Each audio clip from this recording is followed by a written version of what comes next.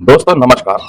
आज सुबह जब मैं उठा और मैंने अपने वीडियोस के कमेंट देखे तो उसमें कई ऐसे कमेंट थे जिसको पढ़ने में अच्छा लगा, लेकिन एक कमेंट ने मेरे को पूरा हिला के रख दिया, जिसमें लिखा था, एक जेसीओ साहब ने कमेंट किया था कि 2012 से पहले एक जेसीओ की विडो को जो पेंशन मिलती थी, one rank one pension one और one rank one pension two के बाद जो पेंशन मिल रही है बहुत अंतर हो गया है। यानी कि 2012 से पहले जो उनकी मिलती थी वो ज़्यादा थी, और ये जो पॉलिसी आई है वन रैंक वन पेंशन के बाद उनकी पेंशन को कम कर दिया गया है।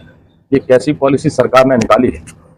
कोई भी पॉलिसी कर्मचारियों के लिए, पेंशन भोगियों के लिए अगर सरकार निकालती है तो उनकी पेमेंट और पेंशन में इजाफा हो उसलिए निकालती है, इसलिए नहीं निकालती है कि उनकी पेमेंट या पेंशन कम कर दी जाए।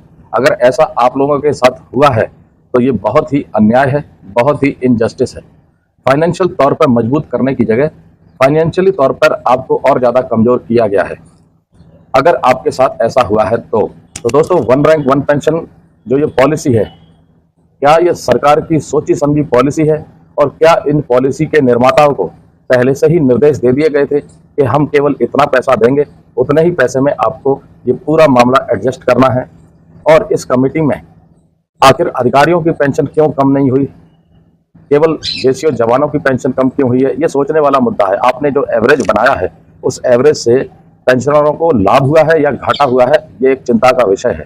क्योंकि अगर घाटा हुआ है, जैसा कि उस कमेंट में दिखाई दिया है, और मैं आपको भी वो कमेंट स्क्रीन पर दिखा देता हूँ, आपके सामने ये आ रहा होगा, जिसमें क्लियर बता रहे हैं कि 2012 से पहले जो पेंशन थी वो उनकी बेहतर थी वन रैंक वन पेंशन आने के बाद, चाहे वन हो चाहे टू हो। अगर पेंशनरों की पेंशन कम करके देश की इकोनॉमी आगे बढ़ रही है, अगर ऐसा हुआ है तो उनके साथ तो अन्याय जरूर हुआ है, क्योंकि वो इंतजार कर रहे थे कि वन रैंक वन पेंशन के तहत उनकी पेंशन बढ़नी चाहिए, ना कि एवरेज करके उनकी पेंशन को कम किया जाना चाहिए।